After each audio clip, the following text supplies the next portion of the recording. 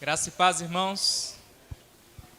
Vamos abrir as nossas Bíblias no Evangelho segundo escreveu Marcos, capítulo de número 10. Diz assim a palavra do Senhor: Quando Jesus ia saindo, um homem correu em sua direção, pôs-se de joelhos diante dele e lhe perguntou: Bom mestre, que farei para herdar a vida eterna? Respondeu-lhe Jesus: Por que você me chama bom? Ninguém é bom a não ser um, que é Deus. Você conhece os mandamentos: não matarás, não adulterarás, não furtarás, não darás falso testemunho, não enganarás ninguém, honra o teu pai e a tua mãe. E ele declarou: Mestre, a tudo isso tenho obedecido desde a minha adolescência. Jesus olhou para ele e o amou. Falta-lhe uma coisa, disse ele: vá, venda tudo o que você possui e dê o dinheiro aos pobres, e você terá um tesouro no céu. Depois, venha e siga-me. Diante disso, ele ficou abatido e afastou-se triste, porque tinha muitas riquezas. Feche os teus olhos. Deus, em nome de Jesus, ainda Deus, em oração, ainda em louvor, estamos aqui para te bendizer e louvar o teu santo nome. Que nesta hora o Senhor possa falar conosco através da tua santa palavra. Que o teu Espírito, ó Deus, possa conduzir-nos, Senhor, na meditação das Escrituras. Em nome de Jesus, Deus, que possamos sair daqui edificados. Que o Senhor possa nos fortalecer e encher-nos através da tua palavra. Meu Deus, que nessa hora eu diminua, mas que o Senhor cresça e que o Senhor alcance cada coração aqui nessa noite, para que essas pessoas conheçam e reconheçam que só o Senhor é Deus, em nome de Jesus. Irmãos, meditando nas Sagradas Escrituras e fazendo uma análise das nossas vidas, nós podemos chegar à conclusão, já de cara, nós podemos chegar a um entendimento de que o maior erro nosso, enquanto cristãos, é acharmos que a nossa vida espiritual já está agradável aos olhos de Deus.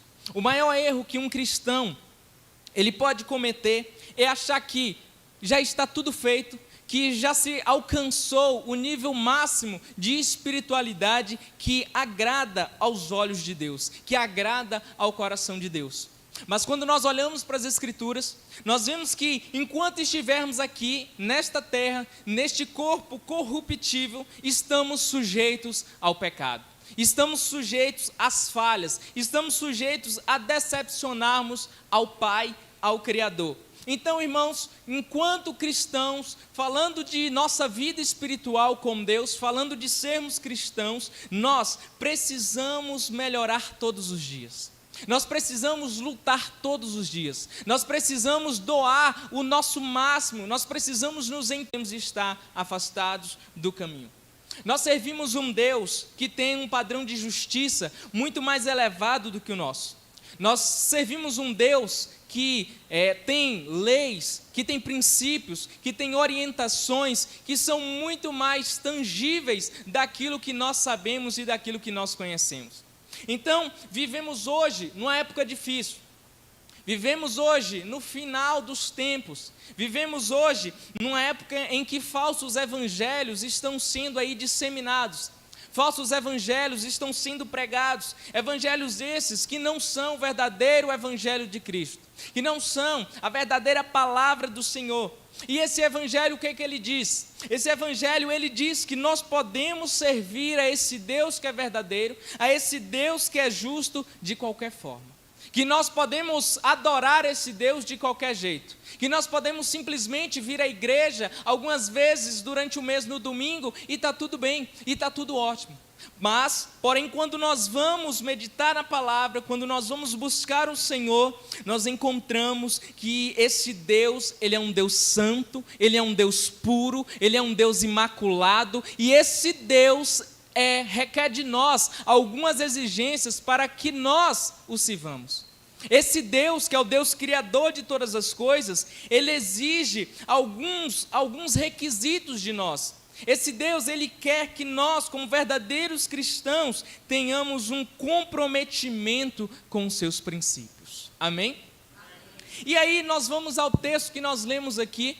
Vemos que Jesus, aqui, enquanto estava na terra, pregando o reino dos céus, trazendo as boas novas. Um homem, um certo homem, um jovem, a Bíblia intitula ele apenas como um jovem rico, ele se apresenta até Jesus Cristo. Ele vem correndo em direção a Jesus e quando ele chega até Jesus, ele já vai dizendo, bom mestre. Ele já chega elogiando Jesus. Talvez ele já chega, porque como nós vamos ver aqui ao decorrer do texto, talvez ele já chega até se achando diante de Jesus. Ele já chega querendo bajular Jesus. Ele chega ali com um ego alto e tenta se aproximar de Jesus, querendo talvez se amostrar. E aí Jesus, irmãos, ele é especialista em tratar corações altivos. Amém? Jesus, ele é especialista em conhecer os nossos corações. E quando Jesus vê que aquele jovem, ele se apresenta até ele com esse ego inflado, chamando ele de bom mestre, trazendo para ele uma qualidade, Jesus já olha para ele e vai dizer, por que você está me chamando de bom? Por que você está me chamando de bom? Simplesmente há um só que é bom, que é Deus. Então, aquele jovem, ele faz uma pergunta para Jesus Cristo, e ele pergunta para Jesus o que ele precisa para fazer, para herdar a vida eterna. Ele tinha uma preocupação, ele tinha em sua mente que ele precisava fazer algo para herdar o reino dos céus, para após a sua estadia aqui na terra, a sua passagem aqui na terra, ele encontrar uma vida eterna. E aí, Jesus olha para ele, Jesus diz que somente um que era bom, que é Deus, porque Jesus, em momento nenhum, mesmo sendo Filho de Deus, mesmo sendo Deus, sendo muitíssimo usado pelo Senhor, ele não buscava glória para si, mas ele sempre remetia a glória que ele recebia ao Senhor Deus dos céus. Ele, como Deus, ele se humilhou e fez de si servo, para que o nome do Senhor fosse glorificado em sua vida. Então Jesus disse para ele, olha, você sabe o que você deve fazer, você conhece a palavra. Jesus no versículo 19 manda ele obedecer os mandamentos de Deus. Jesus diz que ele deveria respeitar a palavra, porque ele já conhecia a palavra de Deus. E aí eu pergunto para você nessa noite, você conhece os mandamentos de Deus? Você conhece a palavra de Deus? Você conhece aquilo que Deus ele traz em sua palavra? E automaticamente eu já te respondo algo que Jesus respondeu aqui para esse jovem. Jesus, ele faz essa pergunta retórica àquele jovem, dizendo para ele que ele já conhecia a palavra, mas eu digo para vocês, não é simplesmente conhecer a palavra, mas sim obedecê-la. Jesus estava ali mostrando para aquele jovem que o que ele deveria fazer para herdar a vida eterna era conhecer os mandamentos de Deus, mas também obedecer, porque existe uma grande diferença entre conhecer e obedecer. Nós podemos conhecer muito bem a palavra de Deus, nós podemos conhecer a Bíblia de Gênesis a Apocalipse, nós podemos conhecer todos os mandamentos de Deus, nós podemos conhecer tudo aquilo que Deus requer de nós, mas simplesmente deixarmos com que essas palavras fiquem apenas na Bíblia, quando na verdade essas palavras precisam estar em nossos corações. Então, Jesus, ele lança essa resposta para aquele jovem, e aí, meditando ainda nesse texto, porque Jesus, ele vai dizer o quê? Que é necessário conhecer a palavra de Deus, e aí eu convido vocês a abrirem aqui comigo em Tiago, capítulo 2, versículo 10, falando ainda um pouco sobre conhecer a palavra do Senhor, a lei de Deus. Nós vamos ler aqui 3 versículos. O primeiro é Tiago, capítulo 2, verso 10, que diz assim: pois quem obedece a toda a lei, mas tropeça em apenas um ponto, torna-se culpado de quebrá-la inteiramente. Pois aquele que disse, não adulterarás, também disse, não matarás. Se você não comete adultério, mas comete assassinato, torna-se transgressor da lei. Reparem, como a lei de Deus, como os princípios de Deus são muito mais justos do que nós imaginamos e ouvimos por aí, quando não se é pregado um verdadeiro evangelho. Tiago ele vai escrever que aquele homem que obedece toda a lei, mas quebra apenas um princípio, quebra apenas um mandamento, cai, falha em apenas um mandamento, ele se torna diante de Deus culpado de quebrar toda a lei. Ou seja, traduzindo, não adianta seguirmos e obedecermos a Deus 99%, se existe em nós 1% que está sendo infligido. Não existe esse complexo com Deus. Não tem como obedecermos 99%, mas aquele 1% nós não estivermos obedecendo o Senhor. E aí Tiago diz, porque o mesmo Deus que diz que nós não devemos adulterar, é o mesmo Deus que diz que nós não devemos matar. Então, se nós não cometemos adultério, mas nós cometemos assassinato, nós nos tornamos transgressor de toda a lei. E aí, talvez você pode dizer, sim pastor, mas eu não adultero, eu não mato, eu não tirei a vida de ninguém, eu não traí o meu cônjuge. Abra aí em Mateus capítulo 5, versículo 28. São palavras do próprio Jesus. Eu, porém, vos digo, que qualquer um que atentar numa mulher para a cobiçar, já em seu coração cometeu o adultério com ela. Olhem, é até difícil de falar sobre isso, olhem, reparem como a lei de Deus, como o padrão de Deus é muito mais elevado do que os nossos padrões. Jesus está dizendo que se um homem casado ou solteiro, mas que passa uma mulher casada ou solteira, e aí esse homem, ele cobiça aquela mulher, ele deseja aquela mulher, ele tem maus pensamentos em seu coração, ele já cometeu adultério.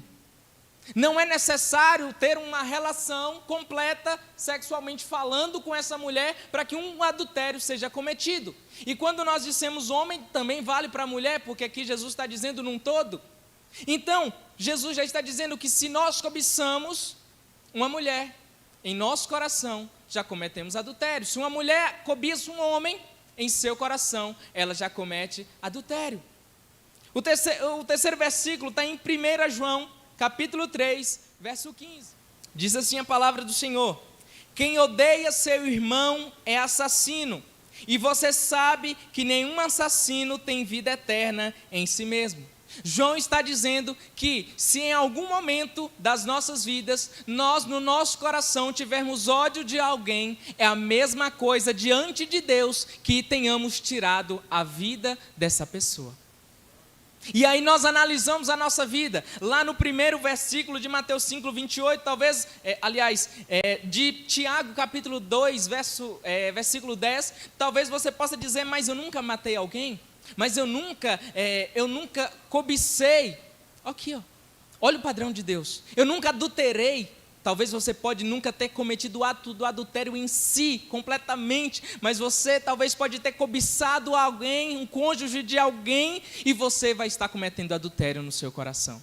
Talvez você pode nunca ter matado alguém, tirado a vida de alguém, mas talvez em algum ponto da sua vida você já odiou uma pessoa, e a palavra de Deus diz que se você odiou alguém, se você tem ódio no seu coração, diante de Deus, você é um assassino. E aí quando nós voltamos ao texto de Marcos, nós vamos ver que Jesus cita para aquele jovem rico que desejava a vida eterna, Jesus cita para ele alguns mandamentos, sendo mais complexos, 6 mandamentos. E aí Jesus vai dizer para ele os 6 mandamentos: não matarás, não adulterarás, não furtarás, não darás falso testemunho, não enganarás ninguém, honra o teu pai e a tua mãe. Aparentemente Jesus fala uma parte dos 10 mandamentos de Deus, dos 10 principais mandamentos de Deus, mas quando analisamos com mais cuidado, Jesus está trazendo os 6 mandamentos que são baseados em quê? Porque lá na frente, nós vamos ver que Jesus, ele resumiu toda a palavra de Deus, ele resumiu todos os mandamentos de Deus em apenas 2 mandamentos. O segundo maior mandamento qual é? Amarás o teu próximo como a ti mesmo. Jesus está dizendo para aquele jovem, olha, você deve amar mais o teu próximo como a ti mesmo. Você deve cuidar do teu próximo como você cuida de si mesmo. Você deve prestar assistência como você presta assistência a si mesmo. Jesus dá uma orientação para ele. Jesus manda ele olhar para a palavra. Jesus manda ele obedecer os mandamentos. E aí nesse momento, irmãos, por que Jesus fez isso? Por que Jesus fala para ele obedecer esses mandamentos que dizem em relação ao próximo? Porque Jesus conhecia o coração daquele jovem. Jesus conhecia as intenções daquele jovem. Jesus sabia como era a vida daquele jovem. Jesus sabia quais eram os pecados dele, porque assim como Jesus conhece os nossos pecados, Jesus conhecia o pecado daquele jovem. Jesus sabia quais eram as falhas dele. E esse é o nosso maior erro, irmãos. Esse é o maior erro, é tentar esconder de Deus os nossos pecados. É tentar maquiar diante de Deus as nossas falhas, é tentar arrumarmos uma desculpa para aquilo de errado que nós estamos fazendo. Nós tentamos esconder diante de Deus, mas quem te criou te conhece. Aquele que te fez, Ele sabe como você vive, o que você pensa, o que você fala, o que você faz no secreto e no oculto. Você pode até esconder do seu pai, da sua mãe, do seu esposo, da sua esposa, do seu amigo, do seu pastor, mas de Deus você não pode se esconder. O salmista ele vai dizer: se eu subir aos céus, lá tu estás. Se eu descer à sepultura, lá também tu estarás. Nós não temos para onde fugirmos de Deus. Só que quando Jesus, ele dá essa direção para o jovem sobre conhecer e seguir os mandamentos, o jovem responde Jesus, querendo mostrar que ele vivia uma vida santa, querendo mostrar para Jesus que ele obedecia, como se Jesus já não soubesse. No versículo 20, Jesus vai dizer que a Bíblia vai dizer que ele declara: mestre, a tudo isso eu tenho obedecido desde a minha adolescência. Ele está querendo dizer: olha, Senhor, eu vivo uma vida santa, eu vivo uma vida que adora ao Senhor, eu tenho guardado todos os mandamentos, eu tenho buscado obedecer, eu tenho me esforçado a obedecer. E aí nesse momento, Jesus, como eu já disse, conhecendo a vida daquele jovem, no versículo 21, a Bíblia mostra que Jesus olhou para ele e o amou. Jesus ama pessoas obedientes. Jesus ama corações que estão dispostos a buscá-lo. Jesus ama pessoas que estão realmente com um desejo em sua alma de adorá-lo e de servi-lo. Essa semana eu conversei com um jovem. Esse jovem ele me procurou para ter uma conversa particular, como ele poderia fazer para melhor servir a Deus. E eu muito me alegrei nisso, porque nos dias que vivemos é muito difícil encontrarmos adolescentes que têm o coração voltado para Deus. Aproveitando essa oportunidade, eu peço aos pais: envie os teus filhos para os encontros de jovens. Tem sido encontros edificantes. Deus tem falado conosco, Deus tem ensinado aos jovens. Eu vejo que eles estão amadurecendo na fé, eu vejo que Deus está falando e Deus está trabalhando com os jovens dessa igreja. Então você pai, você mãe, você responsável, envie os teus filhos para cá. Toda sexta-feira, às 19h30, temos o trabalho aqui com os jovens e adolescentes. Então esse jovem, ele me procurou e eu vi que, enquanto ele falava comigo, lágrimas caíam dos seus olhos. E eu falei: louvado seja Deus por isso. Porque um jovem, um adolescente, nos dias que nós vivemos hoje, perguntando como ele poderia fazer para evitar o pecado, para buscar mais de Deus, para adorar a Deus. E eu fiquei muito encantado com isso. Então esse jovem aqui, da mesma forma, ele estava querendo buscar a Deus, e quando ele mostra para Jesus que ele já estava obedecendo a palavra, Jesus o amou, Jesus ficou feliz com aquilo, Jesus ficou satisfeito com a vida daquele jovem.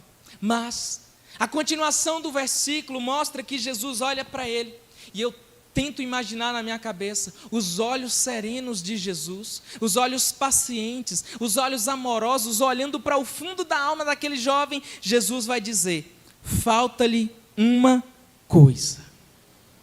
Jesus vai dizer para aquele jovem: olha, você pode estar até obedecendo a todos os mandamentos que dizem a respeito sobre como você deve amar o teu próximo como a ti mesmo. Você pode estar até obedecendo quase toda a lei de Deus, quase todo o princípio da lei de Deus, mas ainda te falta uma coisa. E a palavra do Senhor Jesus para nós nessa noite é: o que ainda te falta? É noite de reflexão diante de Deus. Aquele jovem, ele chega diante de Jesus, querendo saber sobre como herdar a vida eterna. Ele chega diante de Jesus preocupado com o que ele deveria fazer para alcançar a vida eterna. E aí ele mostra para Jesus que ele é um praticante da palavra de Deus, e ele acha em sua mente que ele já estava pronto. Ele acha que ele já estava perfeitamente diante de Deus. Ele acha que ele estava, não, eu estou tranquilo diante de Jesus, eu estou tranquilo diante de Deus, eu não mato, eu não adultero, eu não roubo, eu não engano meu pai, eu não engano a minha mãe. Ele pensava que ele estava tudo conforme Deus queria. E como eu disse aqui no início, é o nosso maior problema, irmãos. É o nosso maior erro, é o nosso maior defeito, acharmos que da forma a qual estamos servindo a Deus, já estamos do jeito que Deus quer. O nosso maior pecado talvez seja achar que nós já alcançamos tudo aquilo que Deus tem para nós. Talvez o nosso maior erro é acharmos que não, vim só à igreja de vez em quando, como já disse aqui, é isso que Deus quer. Deus só quer que eu venha à igreja. Não, irmãos, esse Deus é um Deus santo, esse Deus é um Deus justo, esse Deus é um Deus exigente. Esse é o verdadeiro Deus da palavra. Jesus olhou para ele, sem medo da sua reação. Jesus olhou para ele sem preocupar se ele iria fechar a cara, se ele iria ficar triste, se ele iria achar ruim, mas Jesus olha no fundo dos olhos dele e diz: ainda te falta uma coisa. O que faltava? O que faltava na vida daquele jovem? Mateus capítulo 22, verso 37. Abram as suas Bíblias. Respondeu Jesus: ame o Senhor, o seu Deus, de todo o seu coração, de toda a sua alma e de todo o seu entendimento. Aquele jovem amava a Deus, aquele jovem servia a Deus, aquele jovem obedecia boa parte dos mandamentos de Deus, que dizia respeito ao segundo maior mandamento da palavra, que é amar o seu próximo como a si mesmo. Mas ele tropeçou na principal parte. Aquele jovem, ele caiu no primeiro e no mais importante de todos os mandamentos da palavra: ame o Senhor, o seu Deus, de todo o seu coração, de toda a sua alma e de todo o seu entendimento. Esse é o propósito das nossas vidas, amarmos o Senhor em primeiro lugar. Jesus olha para aquele discípulo e diz: ainda te falta uma coisa. Jesus diz: vá, venda tudo o que você possui e dê o dinheiro aos pobres, e você terá um tesouro no céu. Depois venha e siga-me. Jesus dá uma ordem expressa, Jesus dá uma ordem direta para ele. Isso aqui talvez não cabe a nós, essa foi uma direção de Jesus Cristo. Eu não estou aqui para dizer que você deve vender tudo que você tem e doar aos pobres, não é o caso. Essa foi uma direção que Jesus deu para aquele jovem. Por quê? Porque Jesus olhou para ele, Jesus viu que ele era um jovem avarento. Jesus viu que ele era alguém que tinha amor ao dinheiro. Jesus viu que ele estava em falta com Deus. Jesus viu que ele obedecia a maior parte dos mandamentos, mas talvez não com certeza, o primeiro mandamento mais importante era amar a Deus em primeiro lugar. E aquele jovem amava o seu dinheiro, aquele jovem amava as suas riquezas, aquele jovem amava as suas posses, as suas herdades, aquele jovem amava tudo o que ele tinha conseguido na terra. Ele estava colocando outras coisas no lugar de Deus. Ele estava colocando outras coisas no primeiro lugar em sua vida. Ele estava revertendo as coisas, ele estava priorizando aquilo que não era para ele priorizar. Então, irmãos, que nós façamos uma análise das nossas vidas nessa noite. O que nós estamos priorizando? O que nós temos amado em primeiro lugar? Fazendo uma autorreflexão de nós. O pecado daquele jovem era a avareza. O pecado daquele jovem era a luxúria em seu coração. De qual pecado você precisa ser liberto nessa noite? Onde você precisa melhorar? Onde você está em falta com Deus? Em qual ponto da sua vida você está longe de Cristo? Em qual situação, em qual circunstância você não está servindo a Deus em primeiro lugar?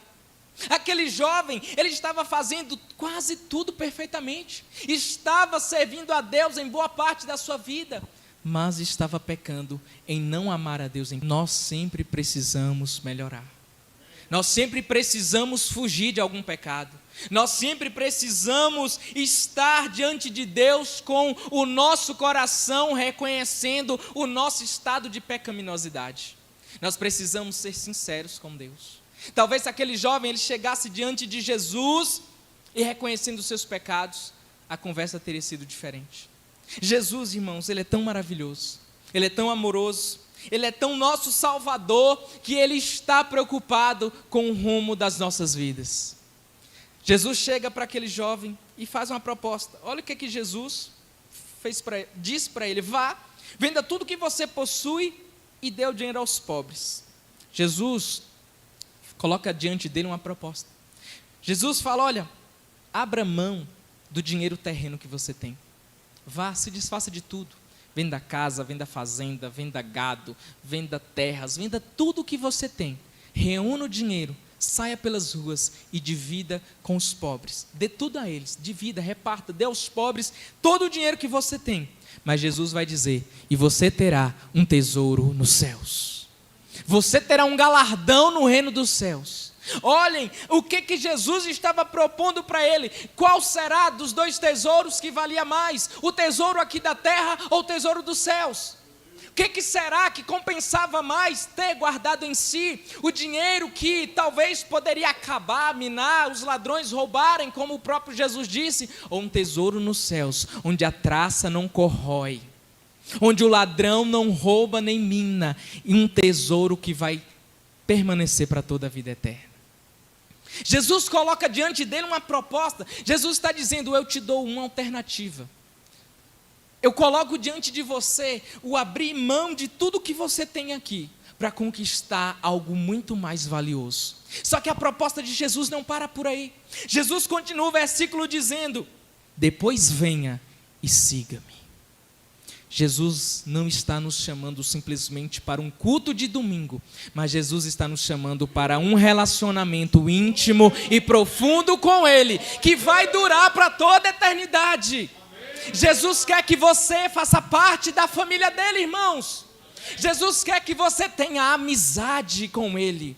Jesus quer que você seja adotado como filho de seu Pai. Jesus não quer simplesmente algo passageiro. Jesus quer algo duradouro e que dura para toda a eternidade.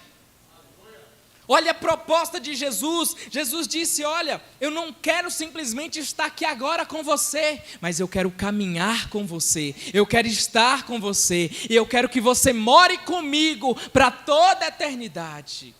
Olha o convite que Jesus faz para aquele jovem rico, e esse é o mesmo convite que Jesus faz para nós nessa noite. Convite maravilhoso da parte de Deus. Esse convite está aqui agora, disponível diante de você. Mas depende de nós, depende de mim e de você. O que você vai fazer com esse convite? Versículo 22, a Bíblia vai dizer que diante disso, o jovem ficou abatido, afastou-se triste, porque tinha muitas riquezas. Quando aquele jovem, ele ouve a proposta de Cristo, quando ele ouve a proposta de Jesus, quando ele ouve o chamado que Jesus deu para ele ficou triste em seu coração. O seu semblante, que outrora chegou diante de Jesus animado, empolgado, ansioso, querendo saber como receber a vida eterna, esse semblante agora estava abatido, triste, caído. Eu só me lembro lá do Jardim do Éden. Só me lembro quando Deus, todos os dias, vinha até o jardim para passear com Eva e Adão. E eu só consigo imaginar como era prazeroso ao cair da tarde, esse passeio de Adão e Eva com Deus, conversando com Deus, falando com Deus, tendo amizade com Deus, trocando palavras sinceras, sendo ali cuidado bem de perto com Deus. Mas a Bíblia vai dizer que quando eles pecaram diante do Senhor, quando eles fizeram o que Deus disse para eles não fazerem, o que torna isso pecado, essa atitude um pecado, a Bíblia fala que ao entardecer daquela tarde, Deus chega no jardim para o seu encontro com Adão e Eva. A Bíblia vai dizer que quando Adão e Eva eles ouvem os passos de Deus no jardim, o que é que eles fizeram? Eles se afastaram, eles ficaram tristes, eles ficaram com medo e eles se esconderam atrás de arbustos. Por quê? Porque eles estavam agora em pecado. O pecado nos afasta de Deus. O pecado nos afasta de Cristo. O pecado, ele tira toda a alegria que o Senhor tem disponível para nós. O pecado desfaz todo o projeto de salvação que Deus conquistou em Cristo na cruz do Calvário. O pecado, ele tira de nós qualquer relacionamento com Deus. O pecado tira de nós qualquer chance de recebermos ao Senhor como nosso Salvador. Por isso que aquele jovem, ao ouvir a proposta de Jesus no seu coração, no mais íntimo do seu coração, ele recusa aquela proposta. Ele diz um não para Jesus. Ele não falou talvez nenhuma palavra, porque a Bíblia não diz isso. Mas eu imagino que nem precisou, porque tal foi a reação dele. A Bíblia diz que ele fica triste e ele se afasta. Ele se afasta de quem? De Jesus. Ele trocou um galardão no céu, uma morada na região celestial com Deus, na presença de Jesus, por dinheiro e riquezas aqui nessa terra. Então, irmãos, nós concluímos com isso e nós refletimos nisso, o que temos feito da nossa vida. Será que, assim como esse jovem, nós não temos rejeitado as propostas de Jesus para nós? Será que o Senhor não tem colocado diante de nós propostas para que tenhamos esse relacionamento com Ele? Para que nos acheguemos a Ele com total inteireza de coração? Será que Jesus não tem te chamado para um relacionamento íntimo e profundo? Será que o Senhor não está batendo na porta do teu coração, dizendo que você precisa dEle como o Senhor e Salvador da sua vida? E talvez mesmo assim você tenha trocado Jesus por coisas terrenas e passageiras. Cuidado, meus irmãos, temos que ter esse cuidado. Temos que estar sensíveis à voz de Deus para nunca trocarmos Jesus por nada, para nunca deixarmos de ouvir os mandamentos de Deus. Nunca priorize as coisas dessa terra, nunca priorize aquilo que vai passar, porque o próprio Cristo diz: todas as coisas passarão, mas as minhas palavras jamais passarão. As palavras de Jesus não passarão. O chamado de Jesus para a sua vida não vai passar. Só que hoje é o dia em que você pode ouvir a voz de Cristo dizendo: venha, siga-me, venha, porque eu tenho uma morada celestial para você. Venha, porque eu tenho vida eterna para você. Venha, porque eu tenho salvação para você. Esse é o chamado do Senhor Jesus para nós. Aquele jovem, ele recusou tudo que Cristo botou diante dele. Ele recusou toda a proposta, todo o plano, todo o projeto, todo o amor. Nós vemos que Jesus o amou. Jesus amou aquele jovem, mas ele não amou Jesus da mesma forma que Jesus o amou. Não podemos ser ingratos com Deus. Não podemos sermos ingratos com o Senhor.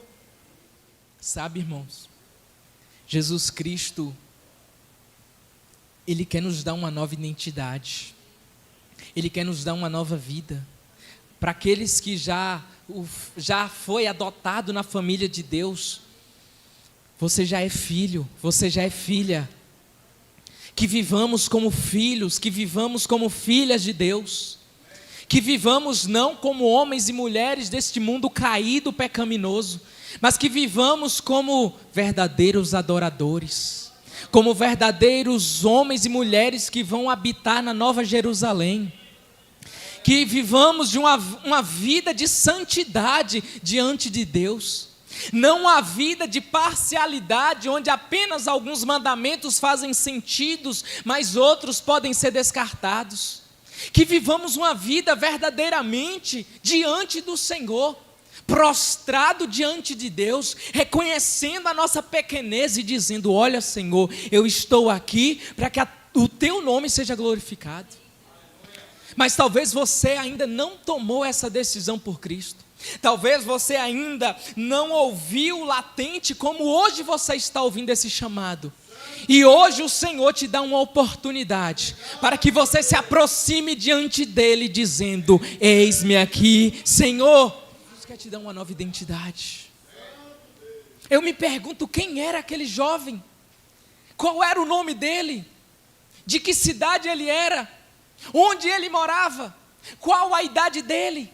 Mas a Bíblia não diz nada, porque ele chegou diante de Jesus, ele rejeitou Jesus, ele não quis o chamado de Jesus, e quando rejeitamos o chamado do Senhor, nós não somos ninguém, continuamos a mesma pessoa, o mesmo homem pecador, a mesma mulher pecadora, a mesma pessoa sem sentido, sem rumo, a mesma pessoa que está apenas vivendo, que está apenas passando alguns anos aqui nessa terra.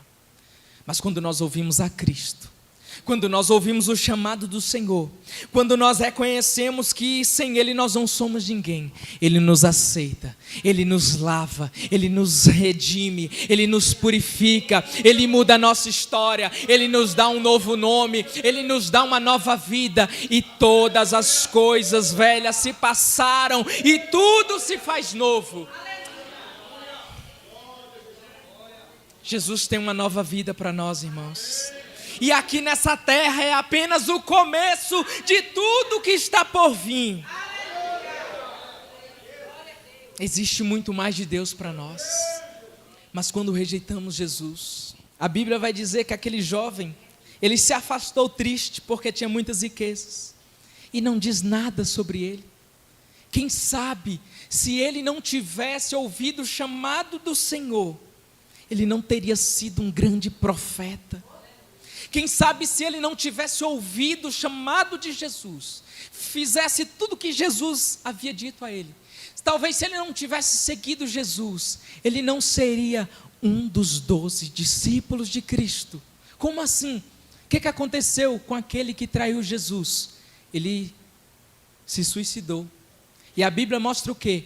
Que depois que ficou apenas 11 discípulos, o Espírito Santo trouxe aos apóstolos para que eles escolhessem um homem santo, um homem temente a Deus, cheio do Espírito Santo, um homem com o coração voltado a Cristo, para que ele fosse colocado no lugar de Judas Iscariotes.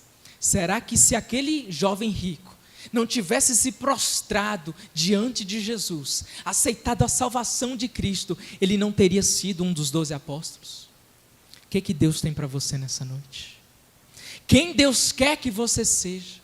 O que Deus quer que você faça? O reino de Jesus, irmãos, é muito diferente do nosso. O reino de Cristo é muito maior do que aquilo que nós imaginamos. Aquele jovem, ele não quis o reino, ele não quis Jesus. Olha como a vida dele ficou marcada. Um mero desconhecido, um mero homem. Um jovem rico, sem sentido, sem valor, sem significado, porque rejeitou a Deus. Os padrões desse Deus são diferentes do nosso. Ser uma pessoa boa, ser uma pessoa que obedece uma parte dos mandamentos, não vai nos levar para o céu. Para ir para o céu, nós precisamos de um novo nascimento e de uma vida de santificação em Jesus. Para ser salvo, irmãos, não é do nosso jeito. Para sermos salvos é do jeito de Deus. Para sermos salvos é como Deus quer. E quando os discípulos que estavam presentes ouviram isso aqui, que Jesus disse, quando eles ouviram isso aqui, porque quando aquele jovem ele se retira, ele se afasta de Jesus, Jesus olha para aqueles discípulos e diz assim: como é difícil aos ricos entrar no reino de Deus. E a Bíblia diz que os discípulos ficaram admirados, os discípulos ficaram espantados, os discípulos se perguntaram: mas se for assim, quem pode ser salvo? Se o padrão de Deus é tão elevado, muito mais do que o nosso, quem pode ser salvo? Talvez você, ao ouvir essa mesma palavra, pode estar dizendo a mesma coisa: eu estou muito longe de Deus, eu estou muito afastado de Jesus. Eu estou muito longe dos critérios de Deus. Eu estou longe das coisas que Deus exige para os seus seguidores. Eu estou muito longe, muito aquém do que o Espírito Santo quer de mim. Sim, irmãos, nós estamos. Podemos estar longe daquilo que Deus quer de nós. Quem pode ser salvo então? Quando os discípulos perguntam para Jesus, sendo assim, quem pode se salvar? E eles são bem claros, eles perguntam, mestre, sendo assim, quem pode se salvar? Jesus diz, ao homem é impossível se salvar, mas para Deus todas as coisas são possíveis. A nossa salvação está nas mãos do Senhor. A nossa salvação está em Cristo Jesus. E tudo aquilo que Jesus já fez está disponível para nós nessa noite. Com a morte de Jesus, irmãos, nós temos acesso ao Pai. Com a morte de Cristo Jesus, o véu foi rasgado. E com Jesus ressuscitado, agora nós podemos ser adotados na família de Deus. Não é impossível que Deus nos salve. Através de Cristo, o pecado já foi vencido. A morte já foi vencida. O inferno já foi vencido. Porque a Bíblia diz que Jesus não está num túmulo. O túmulo está vazio. Jesus ressuscitou ao terceiro dia. Ele desceu até as partes mais baixas do inferno. Ele tomou a chave, irmãos. Ele tomou aquilo que nos acorrentava, aquilo que nos aprisionava, e Ele ascende aos céus, Ele sobe aos céus, e hoje está sentado à destra do Pai Todo-Poderoso. E a palavra diz que o nome de Jesus foi elevado acima de todo nome. Rabassúria! Em nome de Jesus nós podemos vencer o pecado. Nós podemos vencer a morte. Nós podemos vencer o diabo. Nós podemos ser salvos através do nome de Cristo. E o que devemos fazer então? O que nós devemos fazer para sermos salvos? Salmo 51. Abra sua Bíblia. Cria em mim um coração puro, ó Deus, e renova dentro de mim um espírito estável. Não me expulses da tua presença, nem tires de mim o teu Santo Espírito. Devolve-me a alegria da tua salvação e sustenta-me com um espírito pronto a obedecer. Aleluia.